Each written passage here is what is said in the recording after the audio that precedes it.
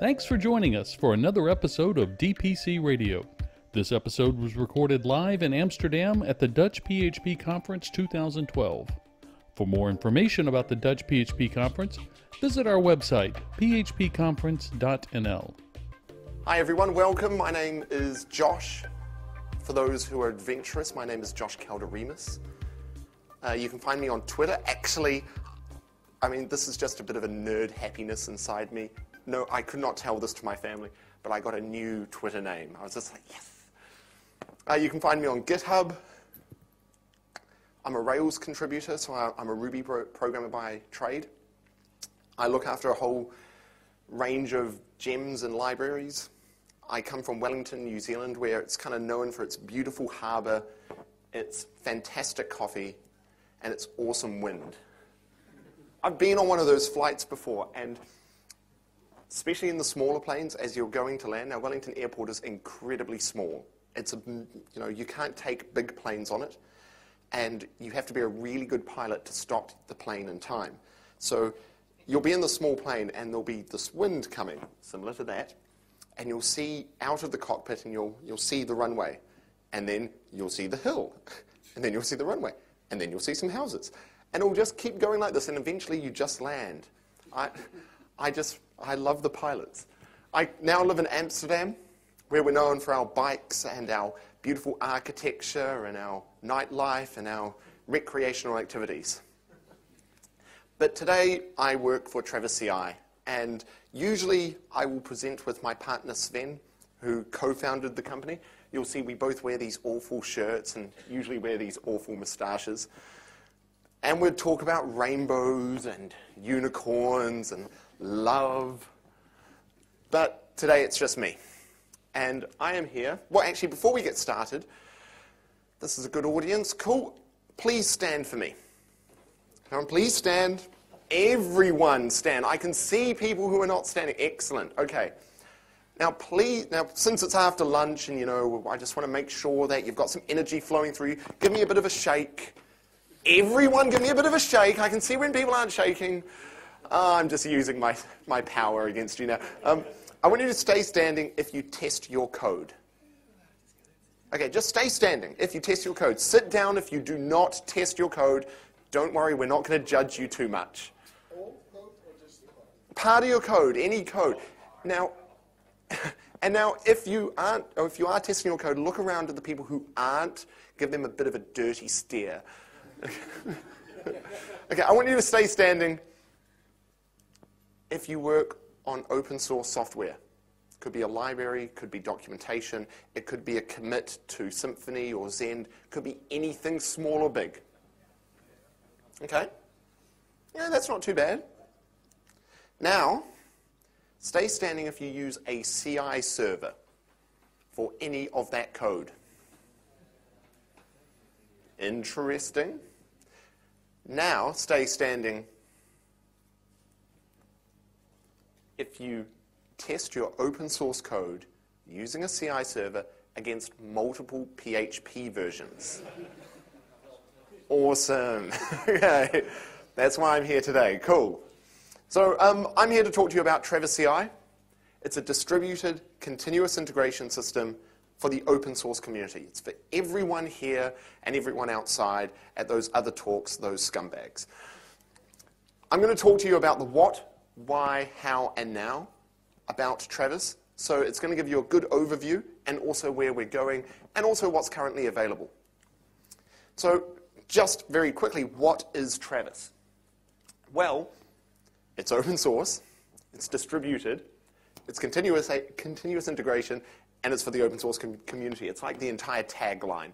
But as a little bit of a precursor to this, hands up if you know what continuous integration is. Okay, so there are a few hands that aren't up. And hands up if you use continuous integration at work or play or... Okay, so a few less.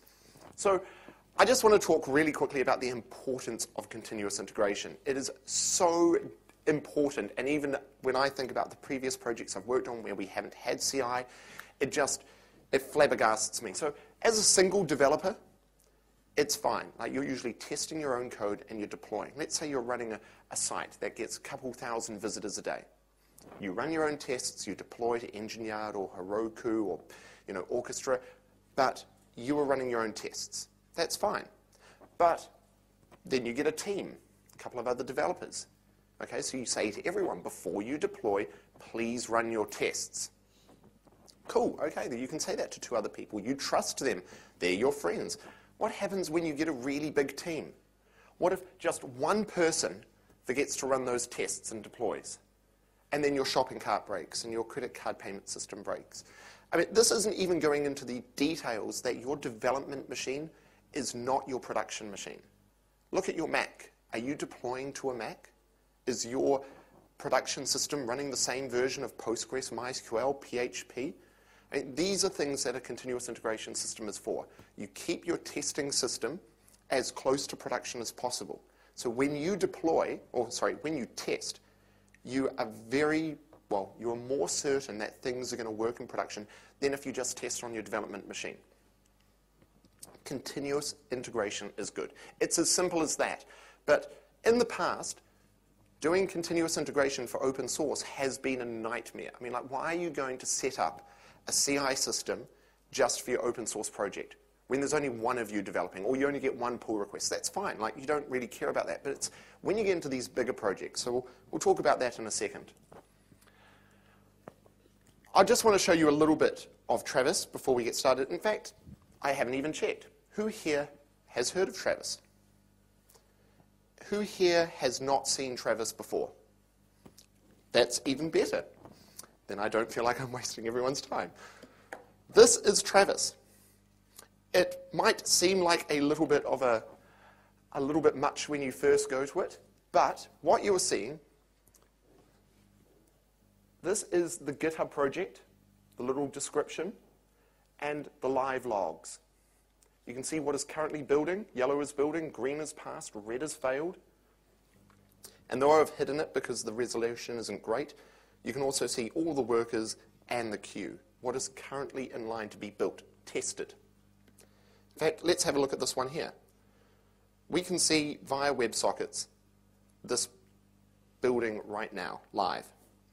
We can see everything that's running on the machine, all the commands, what version of Node is being used, what is being checked out, the exact commit. We can see what is being cloned. Anything that you do in your build, you will see here. If we take a look at Symphony, we can see it's green. We can see the build history. We'll even look into a build. We can see the commit information, who committed it, Fabian did. And it was tested against 3 different PHP versions. This is the power of Travis. So let's get back into the presentation for a second.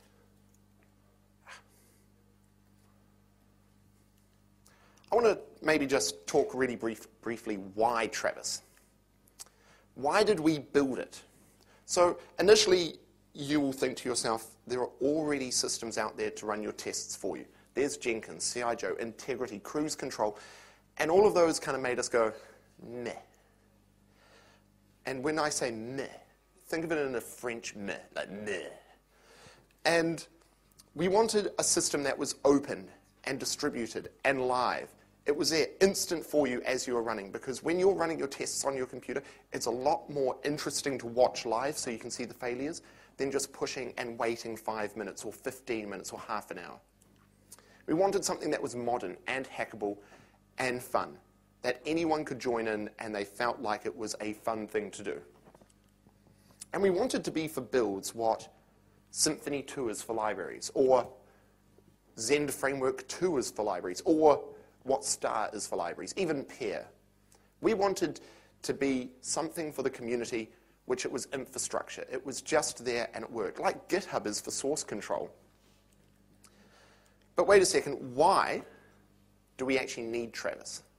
So I talked about it a little bit before, but here is a good example. When you use, let's say, Composer, and you do an install, you might see this.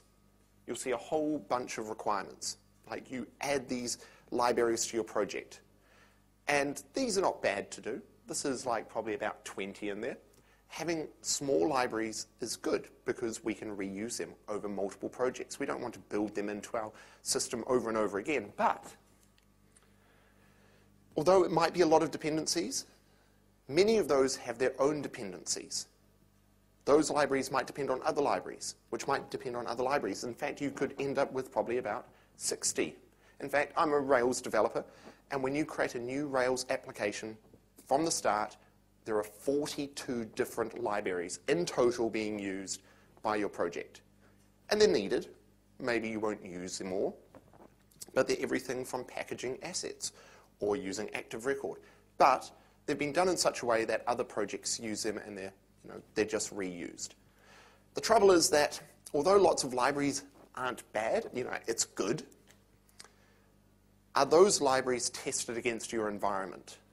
And when I say environment, I mean things like different databases, different versions of Symphony, different versions of PHP.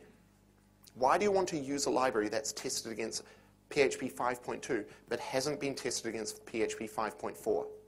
What if the person who created it and is testing it has been using an old patch level, one that has been known to have bugs, compared to the newer versions? We want to have that certainty, that peace of mind. Because at the end of the day, when you think about different databases, different versions of PHP, different versions of Symphony, we've got endless combinations going on. And now we can combine that with other different versions of libraries. It just gets a bit mad. And you're not going to do that at home. Who here is going to create a library and then go, I'm going to test against all of these different friggin' combinations just so someone else can feel happy at their day job? Because when we talk about who needs Travis, it's the library developers and the library users. It's everyone here. It doesn't matter if you work on open source or not. Every day you are using open source. So Travis is important to you because by making testing easy for the library developer, we can instill confidence in the library user that everything is A-OK. Because really the last thing you want to be doing is you're working late at night with your friends, you're like, oh, I've got to code this new feature, and then bang, big failure, big bug. And you go down that rabbit hole and you're looking for that bug, and you find out it's someone else's code. And the last thing you want to be doing late at night is fixing someone else's code. This is the whole purpose of testing. What we really want, or what Travis wants, is happy developers with balloons and cubicles. And we also want higher quality code. And cheesily enough, we want to make the world a better place. Ah. So how do we do this? How does Travis do all of this for you? Like, we have a magic hat with bunnies coming out of it. Well, Travis is built on 5 main technologies at the moment. We use RabbitMQ for our messaging, VirtualBox for our virtual machines, for our tests. We use 2 versions of Ruby. We use JRuby and Ruby MRI. So we're kind of mixing and matching what we need. And we also use HTML5, or we use WebSockets. And this is kind of what Travis initially looked like. The request would come in from GitHub, your build. It'd come into Heroku, which would be our Travis CI app. And then it would send it to the workers. And those workers would send updates to Heroku, which would then send it to Pusher, and it would come to your browser. Beautiful, simple, anyone could build this. But this is kind of actually what it looked like. Travis worked with the database and Redis and a dedicated box and APIs and Pusher and people. Still not too bad. But then eventually we added an AMQP. AMQP, has anyone used AMQP out here? Awesome. There we go. Double thumbs up. Double high five. So AMQP is a messaging protocol. Think about it as sending a letter, right? When we had to do a log update, as you saw those logs streaming live, let's say we only had to do one dot, a single dot to say a test had passed or run. We would have to do an API, HTTP post API call to Travis. And you'd have all this header stuff and all of this garbage that isn't needed. What we did is we swapped this in for AMQP, where you have a persistent connection, and you're sending messages, just JSON. And it means that our package size goes from this to something like this. We can send a singular dot update. We can send it fast because we're now using a different kind of protocol messaging. And it made it a lot more efficient because as we started adding workers and workers and workers, instead of having to scaling up our website of it, we only had to scale up the AMQP side. And the good thing is AMQP has a broker. So a broker is like a database. It keeps all the messages in order, and then you can subscribe to certain channels. What I would actually recommend you do, instead of giving you a lecture on AMQP, I'd recommend you look into AMQP because it really did help us take Travis to this point where we can provide it to the whole community instead of just like 2 projects.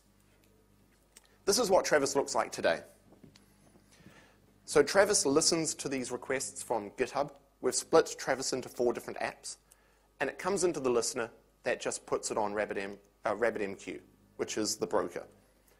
And then Travis Hub will listen to RabbitMQ and work through those requests and pop them back on, where the worker will pick up a job. The worker, we have 10 of these boxes, and we've got 5 virtual machines running in each. And then it does the log updates to Rabbit, which go to the Travis Hub, which come to the user. And then as a user, you just use Travis CI, which goes to the database.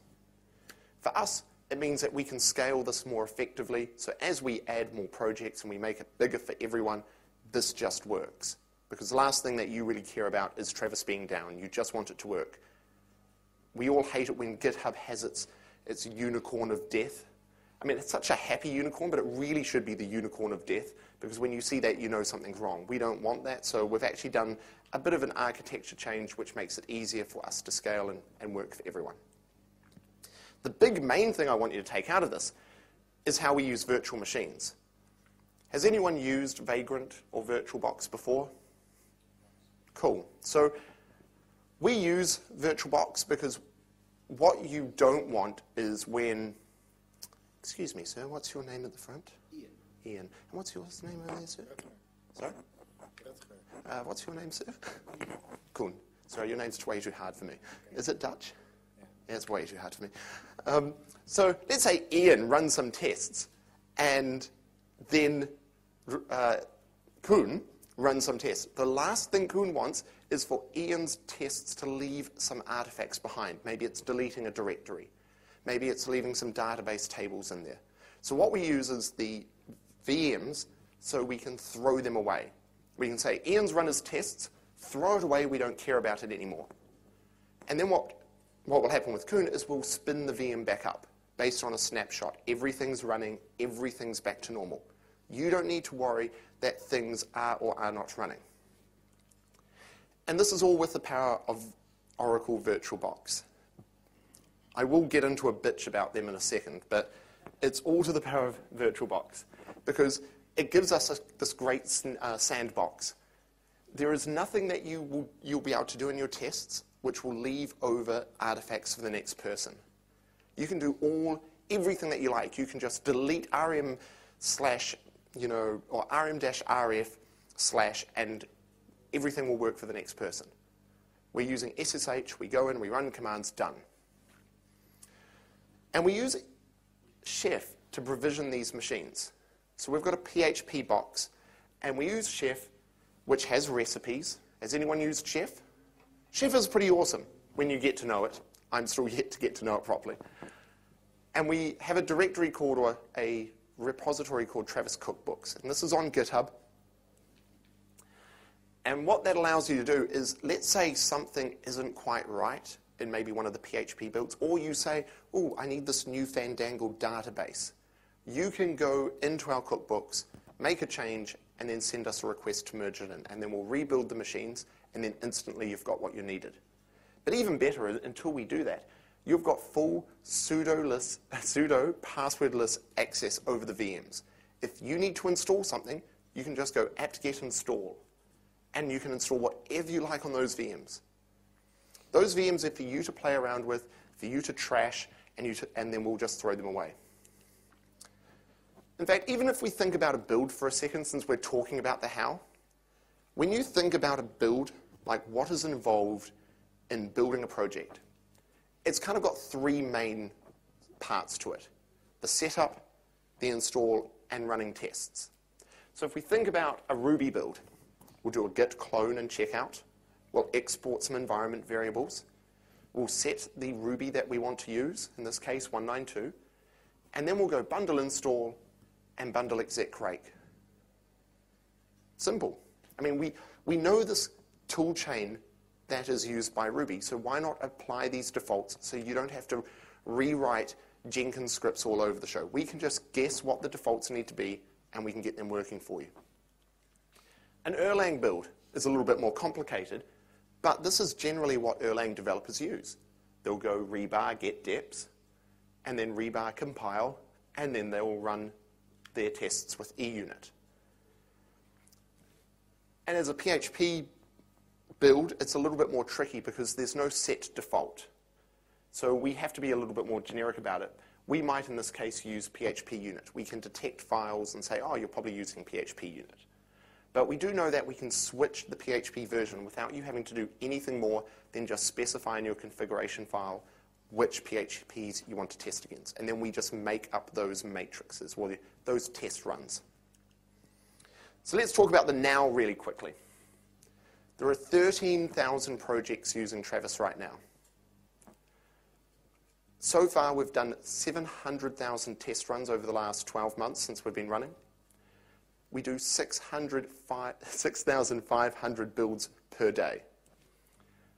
We saw 86,000 page views in the last month, 40,000 visits, 23,000 of those unique. We send 1,300 emails a day to tell people that they broke shit or that they fixed shit. We've got some great projects using us: Rails, Rubinius, Ruby Gems, Bundler. I mean, those are my personal favorites because I'm a Ruby developer. But actually, I'll just point out really quickly, Rails, when they first came to us, they were running Jenkins, and Jenkins just kept falling over for them.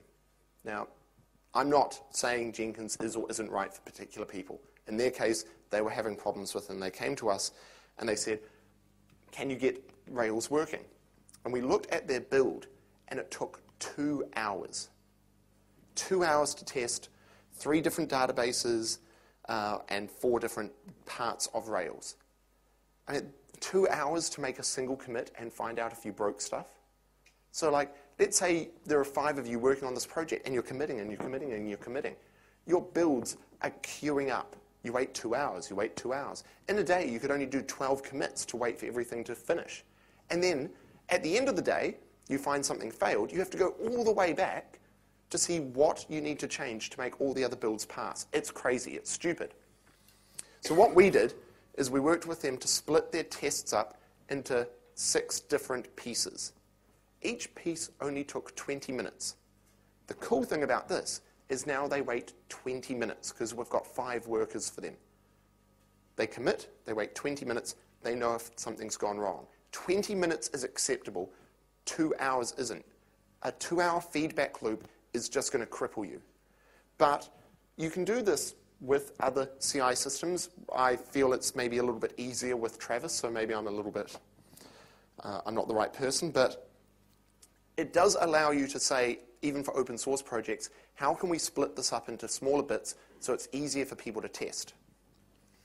On the PHP side, Doctrine 2, Composer, Symphony, and Zen Framework are using Travis. So you can go to Travis, and you can search for these, and you can find if they're passing or failing, and which branch is failing, is it master, what commit is in particular broke, can you help them? This is about social continuous integration. Anyone here can get involved and look at a project and see, it's failing, I can help them out. And as of a couple of days ago, we've got PHP source using Travis. We can build C projects. We are building PHP source. If there is a bug, you can find it and you can fix it. In fact, here is it. 2 hours ago, it was failing, and you've got the full source to look through. And in fact, these line numbers are also linkable. You can click on that and then copy what comes out in here and paste that in an issue. You can send it to a friend. Have you seen this failure? How do we fix this? You can see who committed it and then you can maybe go to the build history and see how long it's been failing. So it is failing, but we will get there. We can work and help them and make it pass. Everyone here has that power to do it. Right now, we support Ruby, Erlang, Clojure, Node, PHP, Python, Scala, Groovy, Haskell, Java. In fact, for all of these languages, we provide multiple runtimes. So on the PHP side, I think it's 5.2, 5.3, 5.4, and maybe even an RC. I need to confirm that. When a new version does come out, we're usually about 48 hours until we have a new version deployed for everyone to use, even if it's a patch level. And there are two guys in the community that work so hard to make everything better for everyone in this room, and that's L.S. Smith and Lurk Fairing. I can't even pronounce his name correctly, but they are just amazing at getting this to work. So if there's a new version, an RC, you can help us add it, and then you can test your projects against it. And hopefully soon, we'd like to add Cocoa projects and .NET, so you can test your iPhone applications, your .NET applications. In fact, right now, you can even test your Android applications on Travis. Someone did a blog post about how you can add the dependencies to Ubuntu via your normal setup script and then run an Android tests on Travis, which is pretty cool. Has anyone seen these little images floating about? Those images show that they are testing on Travis and what the current build status is, which is also awesome. Now in your README, you can say if it's passing or failing. We've got a mobile-friendly website, so you can check on the go. You can, instead of talking to people at a party, you can check Travis. And we've got pull request support. This is frickin' cool. We added it the last month, and I think it's just my favorite feature of all. We've all seen this great button, and you've all wanted to hit it. You're like, I want to merge that pull request. And I know a lot of people that used to hit that merge pull request button without even running the tests. They were like, if the tests fail later, I can just revert it. I'll just look through the code. That is not good enough. Okay? Instead, we can test it, and we can comment on the pull request to say if it passed or failed. I mean, if anything, I think that is goddamn revolutionary for open source. Because remember, testing is part of a conversation. A pull request is more of a conversation. You make a change, you propose it, and then there's all these comments on it. And as people comment, new commits come in. And then people say, oh, have you thought about this? New commits come in. Well, it fails. It passes.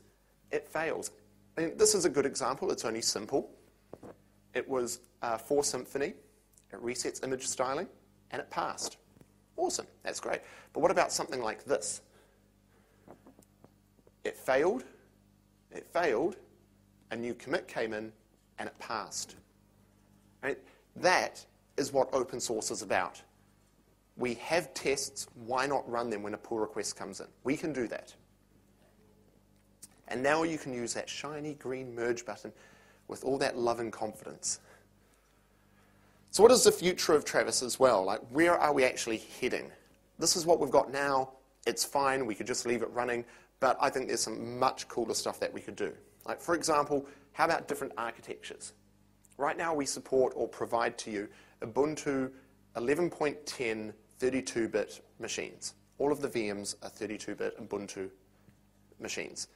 But why not 64-bit? Why not Fedora? Why not Red Hat? How can we do this? How could we maybe even create a test matrix so you could say, oh, I want to test my project against 32-bit, 64-bit, Windows, and 3 different PHP versions?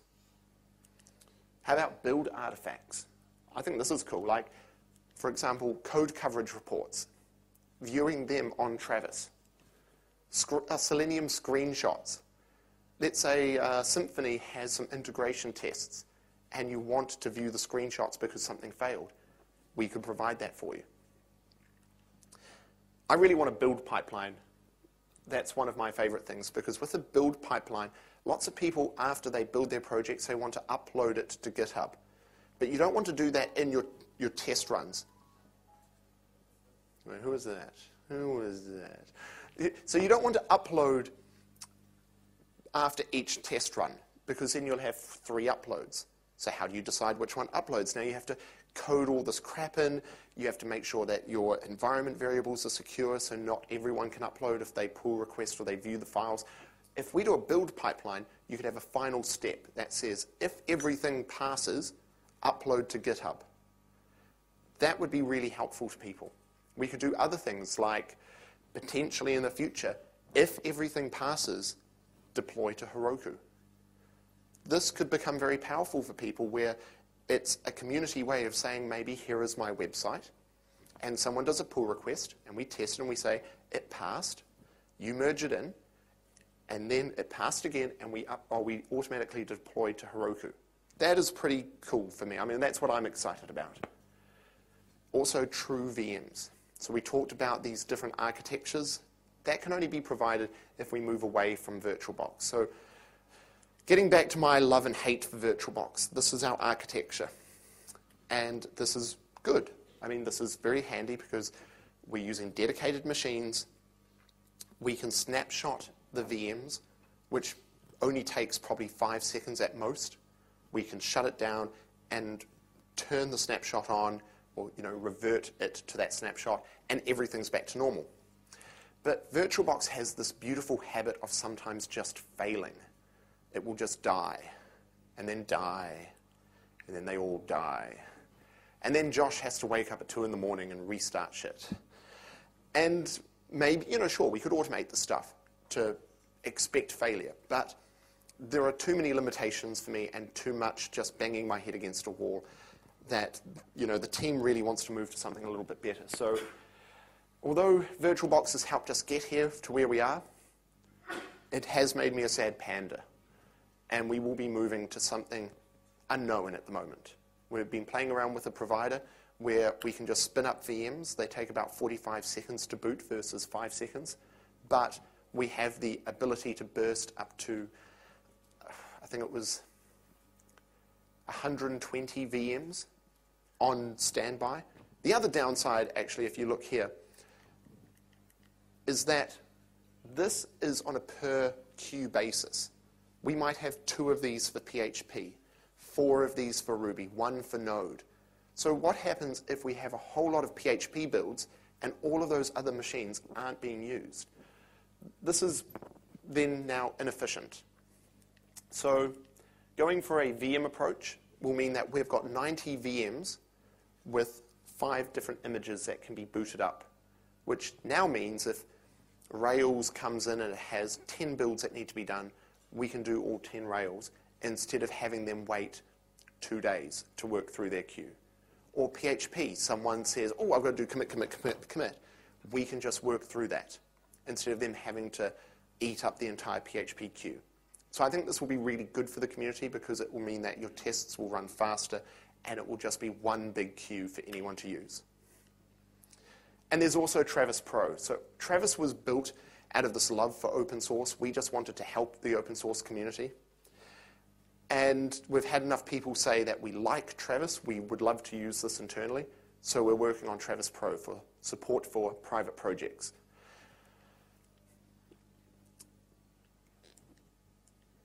We also call it Magnum, after Sven's awesome moustache.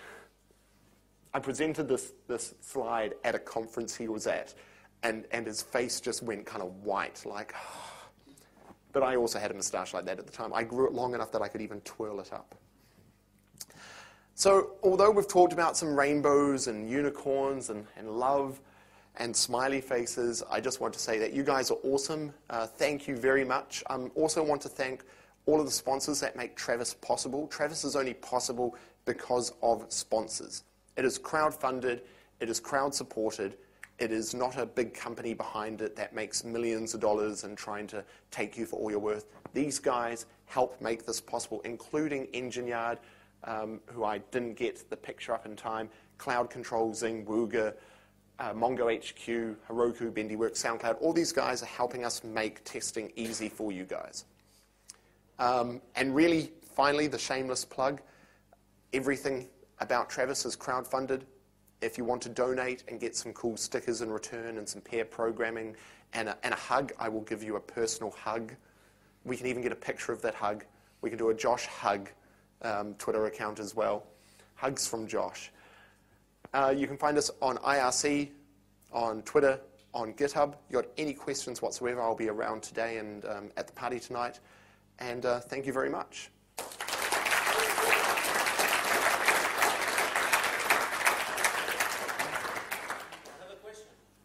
Sure. When you were saying, showing the team growing, Yes. from one person to three and then to many, Yep. then a guy broke a bill. He was wearing a red hat, Yep. and there was a D. Yep. That means like dunce. It's a very American term. You have the dunce hat, and it's like they'd sit in the corner and wear the stupid dumb hat, and it'd be signifying that they did something stupid. So they did something stupid, they broke the build, and now everyone doesn't know that the build is broken. Any other questions? So actually, before you go, what I'll do is I'll show you really quickly what a configuration file looks like as well. So if we look at Symphony, this is a good example, and we go to GitHub, you'll see in their directory, they've got a .travis.yaml. And in that, this is what it looks like. This is all you need. This is how you build on Travis. You specify the language, so we know what queue to put it in, and we know what template to run, so we know what are those steps that we need to run. You can specify the PHP versions, so we know what to test it against. And now you can also say before scripts. Now, we've got install and script. And what you can say is, oh, before you run script, which is in this case PHP unit, can you also get Composure and install it? And, oh, can you also set up this and run the dev install command? So those things will run before we run your tests. What's another favorite PHP project of you guys? Typo? Got Typo. I've got it here. Where? Pardon me.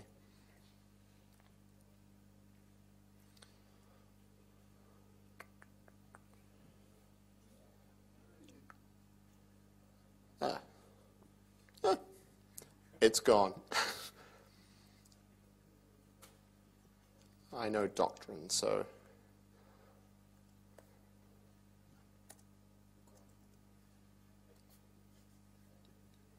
So this one's failing at the moment because it's failing on Postgres against 5.3 and 5.4.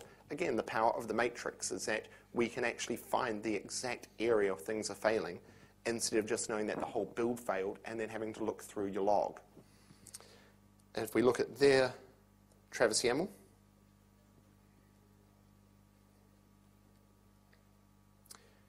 they've specified PHP, environment, which is a way of telling your project different databases to use. They're setting up the databases there as well, and also making sure that the submodules are set up. And they've also specified the script to use to run the tests. If you've got...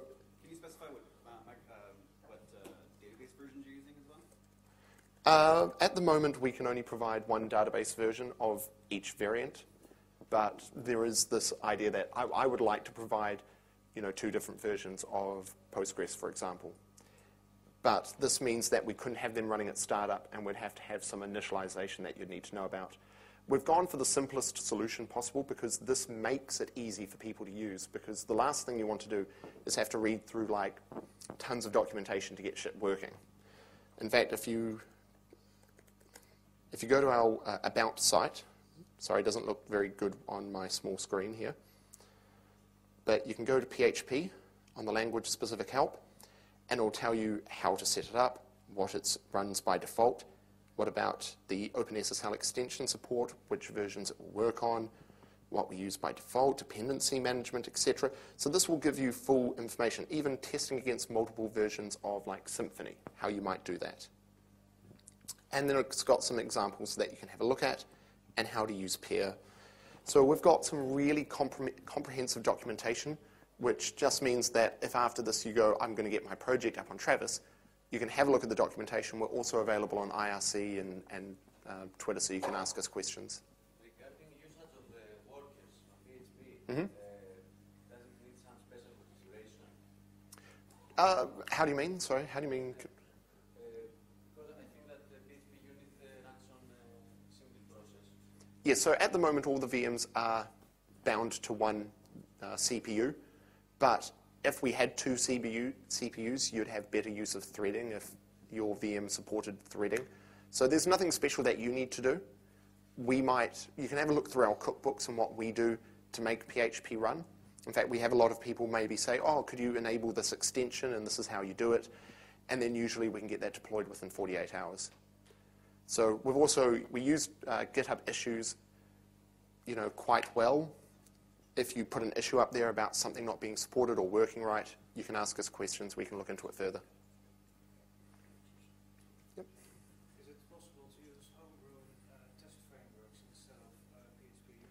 Sure. I mean, anything that you can call from your command line, it will work, as long as it's within your project. Like if it's on your local machine, of course, you're going to need to install it somehow on the VM. But all the VMs are going to do is that we do two things. We stream the logs, and then we wait for the result from that command. If it exits with a failure, then we mark the build as a fail.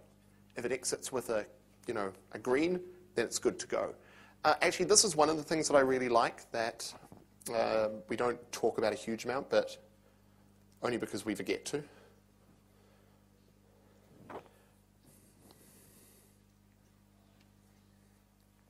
Aspect Rails. It's the allowed failures matrix. So let's say we provide PHP, the most recent Edge version.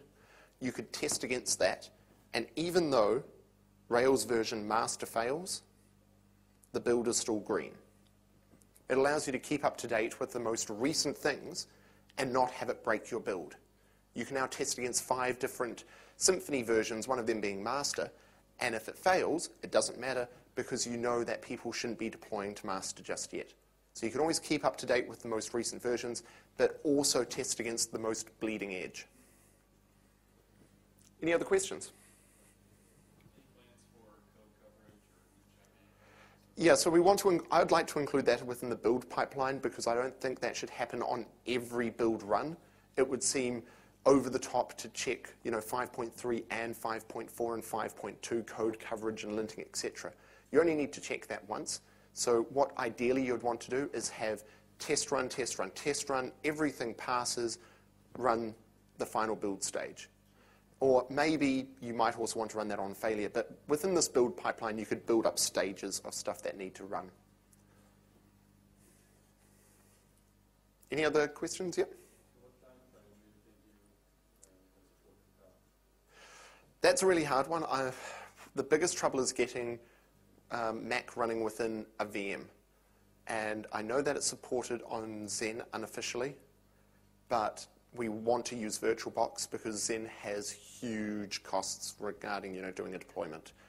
So if we can get it running within a VM, a VirtualBox VM, in headless mode, and we can automate a bit of it using Chef or some form of scripts to set up dependencies like Xcode and databases, etc., then we could offer Cocoa support and even iPhone testing support, like testing your iPhone application or library. A lot of people are using Cocoa pods and using this for their library management. If we could test Cocoa libraries on Travis, I mean, I would get warm fuzzies all the way through. But if you want to help, just scream out. We're begging for help in some of these areas. There's only so many things there's a team of 4 of us. There's only so many things that we can stretch and do at the same time. So the crowdfunding is actually supporting the 4 of us to work on it full time so we can add features like pull requests and other big ticket items and build artifacts. So if you want to help out with some of the smaller things that we'd love to get out there, please yell out. Any other questions? Cool, well, I know that there's going to be popcorn downstairs. I also said that I'd be first to go there, so if you can just let me pack up, and then you can all leave. Thank you very much. DPC Radio is a production of iBuildings. The materials presented are copyright of the speakers. This episode is released under a Creative Commons Attribution, Non-Commercial, No Derivatives 2.0 license. iBuildings is a full-service web development company specializing in PHP development. For more information on how we can help you with your next web project, visit our site at ibuildings.com. Thanks for listening, and we hope you'll join us again for DPC Radio.